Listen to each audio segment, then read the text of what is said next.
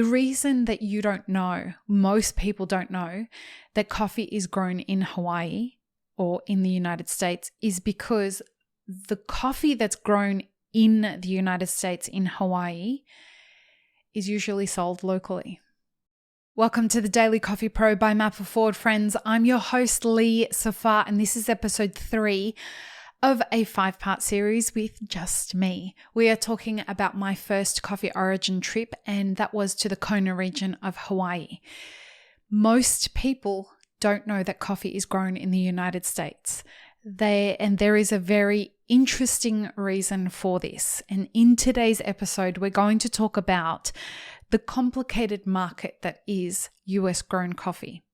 The reason that you don't know, most people don't know, that coffee is grown in Hawaii or in the United States is because the coffee that's grown in the United States in Hawaii is usually sold locally. Folks, our first on-demand workshop, How to Become a Coffee Consultant, is now available for you to learn at your own pace for just €50, and it comes with a certificate upon completion. Go to mapperforward.coffee/workshops or click the link in the show notes for more details. Support this podcast by supporting our sponsors.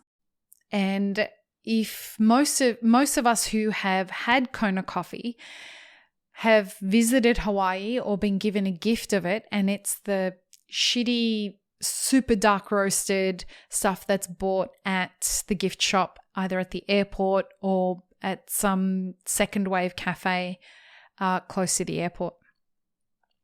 And I have to tell you, my experience of the coffees that I've drunk from producers in Hawaii, again, I recognize that it's a very privileged position, but the coffees that I have drunk are just next level. But those coffees rarely make it out of the US or rarely make it out of Hawaii because the economy is a tourist economy and they sell all their coffee locally. It is also very complicated from another perspective. It is, when you look at the price of what a specialty grade Gesha or a Pacamara is sold, when it's grown in America, the cost of production is already far exceeding the cost of production of most origin countries because the labor force is paid in US dollars and there is a minimum wage. So what you're looking at is coffee pickers being paid anywhere between $18 and $25 an hour for the labor force. And it is really interesting to look at the financials and the way that coffee is priced over there. So a cup of coffee is, you're paying $5 minimum for a latte, which is pretty much how it is on the mainland. But when you're looking at a bag of coffee, I bought a variety of different coffees from around the island from specific producers. And the cheapest one that I bought was 250 grams for $40 US. So this is where it starts to become very interesting because this was from the producer. So imagine now, as we start to get into the complicated elements of this, a producer has a tourist trade that are coming to their farm to do farm tours. They're selling roasted coffee to the local tourists. That generates a great income for them, or it generates perhaps a fair income for them. That's a part of the tourist attraction that they get to walk on the farm. They get to then buy a bag of coffee. They take it home and they're able to extend their experience of their beautiful vacation away from the Kona region of Hawaii into their morning routine. But now look at it from the other perspective of the producer. If a producer wants to diversify their revenue streams and start selling their green coffee, now they are competing with other origin countries to get their coffee sold. Let's say on the mainland, let's say in Australia, let's say in Europe, let's say anywhere. If producers who are growing coffee in Hawaii are looking to get their coffee sold as green coffee outside of the island, they are likely not to be offered the same amount as what they would be offered to sell their green coffee to other producers on the island. And this is where everything starts to get very, very complicated. For a consultant like me who's trying to help a client diversify in their revenue stream so that we can hedge against economic forces that are coming down the pipeline, now when you get onto the world stage and you're trying to move these coffees into different markets, a geisha from the United States is now competing with the price of a geisha from Colombia or from Panama or from somewhere else.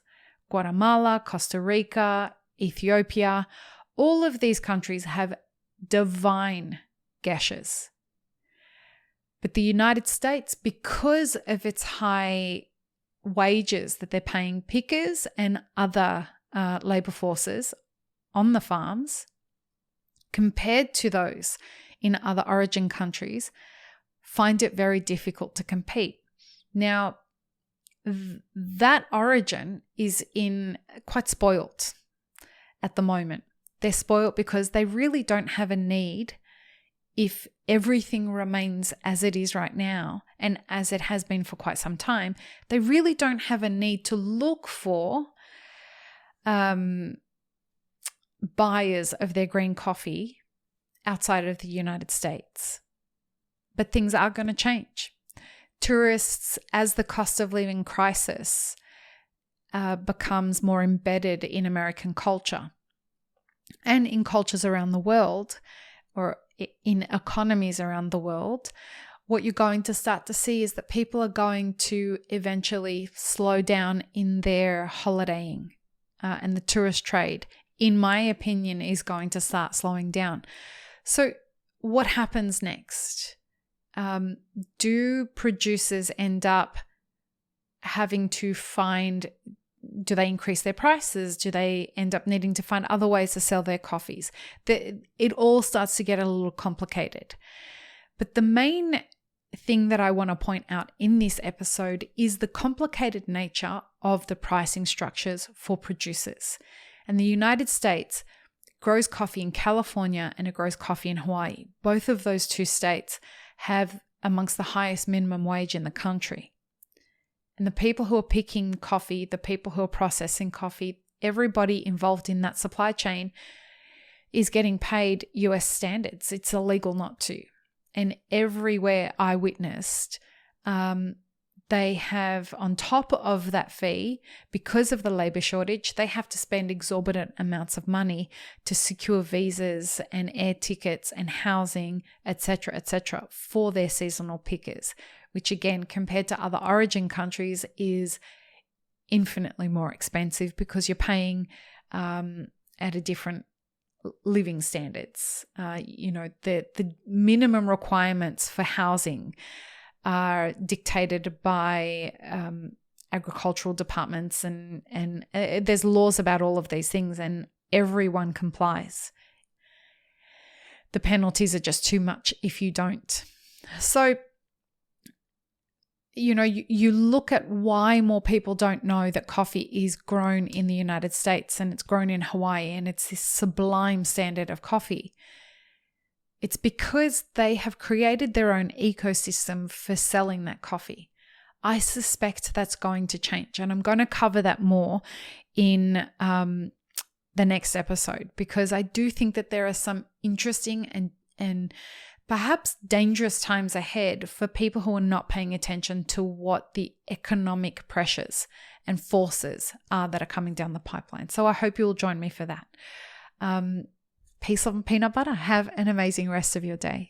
Thanks for tuning in, friends. There are 2 ways you can support this podcast. Firstly, become a paid member of our YouTube channel. Secondly, you can join our Patreon for as little as $3 a month. Don't forget to subscribe and like this video before you leave, and check the show notes for more information. Now, this is what you should check out next.